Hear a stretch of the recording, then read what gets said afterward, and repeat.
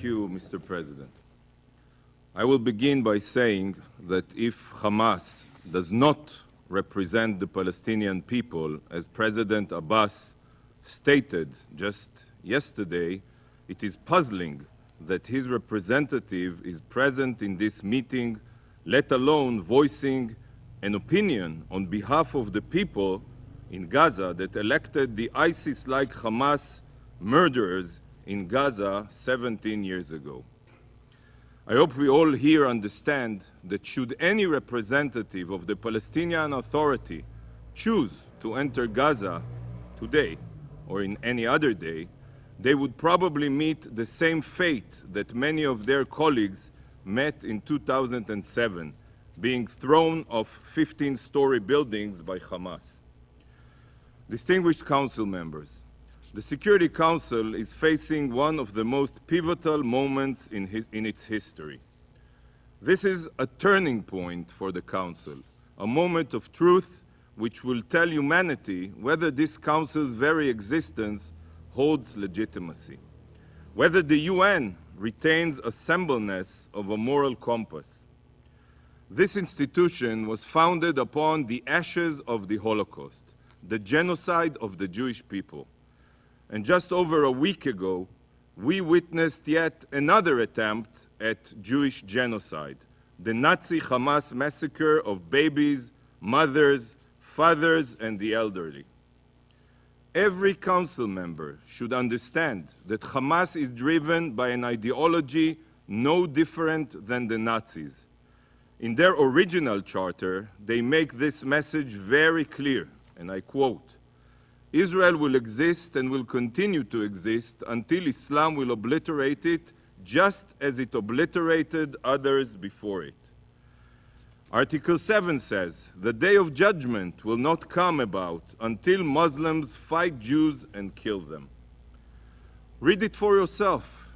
It is Hitler's Mein Kampf on steroids. Hamas's very name, which stands for Harakat el-Mukawama el-Islamiyya, means the Islamic resistance movement. This is not a political organization.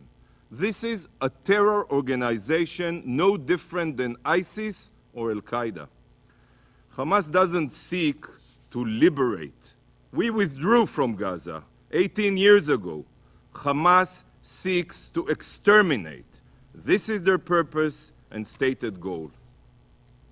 And after the horrors that we suffered over a week ago, we must all understand that these are not empty threats. This is an action plan. And if Hamas has the opportunity to commit these atrocities again, they will. Hamas will not stop until Israel is obliterated. This is why, dear colleagues, for the safety of our people and the security of our future, Israel must obliterate Hamas first.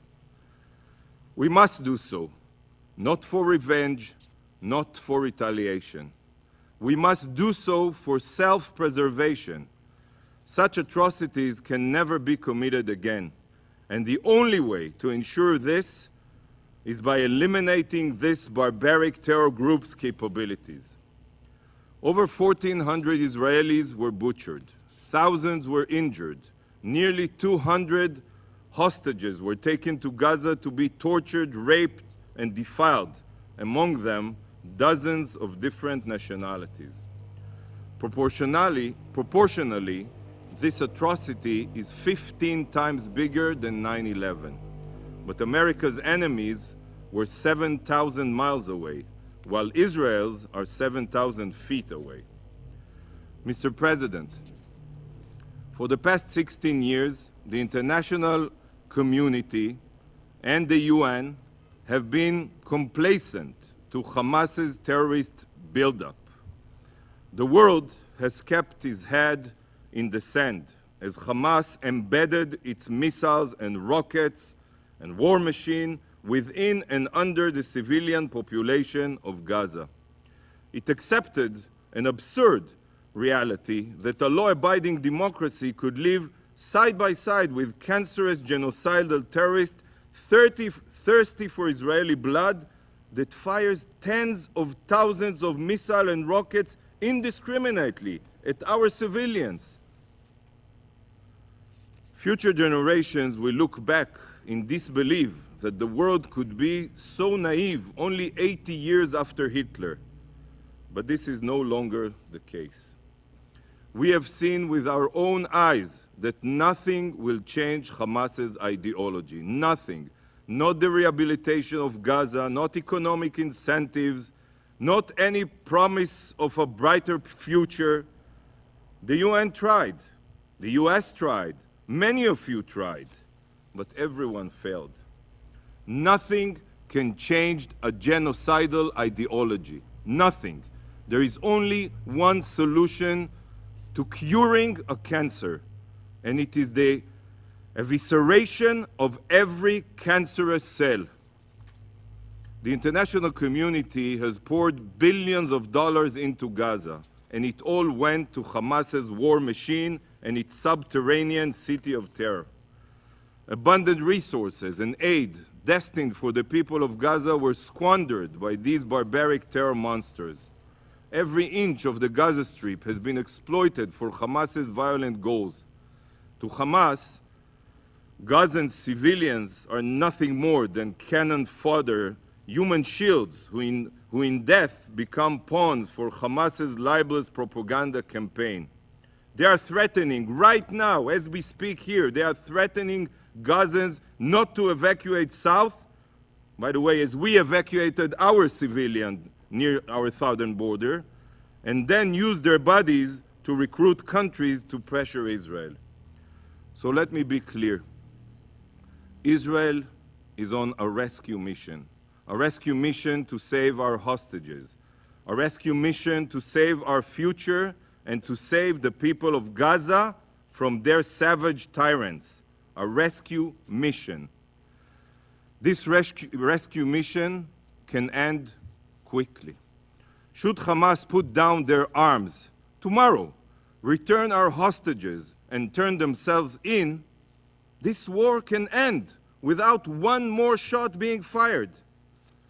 Why are you not calling on Hamas to do this? Why isn't this part of the resolutions? Distinguished Council members, I will reiterate. The Security Council now stands at one of its most pivotal crossroads. Will the Council support the fight for civilization, or will it incentivize the genocidal jihadists who aim to murder all the infidels? For a body dedicated to security, this shouldn't even be a question. The first step this Council must take before any calls for aid, calm or restraint, is to designate Hamas as the murderous terror organization that it is, just as the Council did with ISIS and Al-Qaeda. Secondly, and no less important, this Council must support Israel's right to defend itself. But supporting this right doesn't mean echoing empty words. It means standing in solidarity with Israel in our rescue mission to obliterate Hamas's terror capabilities. If Hamas is not obliterated, such atrocities will be repeated, and not only in Israel. Supporting Israel's right to defend itself means supporting Israel's goal of eradicating these cancerous jihadists. Israel, dear colleagues, is a law-abiding country that upholds international law. We are facing, as you all know, a genocidal terror group that doesn't even recognize the existence of international law. It must be remembered by the Council. So how can it be that the focus of the Security Council is not, and I elaborate, number one, to designate Hamas as a terror organization, number two, to hold Hamas fully and solely accountable for the situation in Gaza, number three, to fully support Israel's right to defend itself, and number four, to immediately and unconditionally demand from Hamas to release all the abducted hostages. I urge you all to think about these objectives and that they all be addressed in any future discussions. Israel will not accept having her hands tied while we are fighting for our security and for our children's future. Thank you, Mr. President. Right.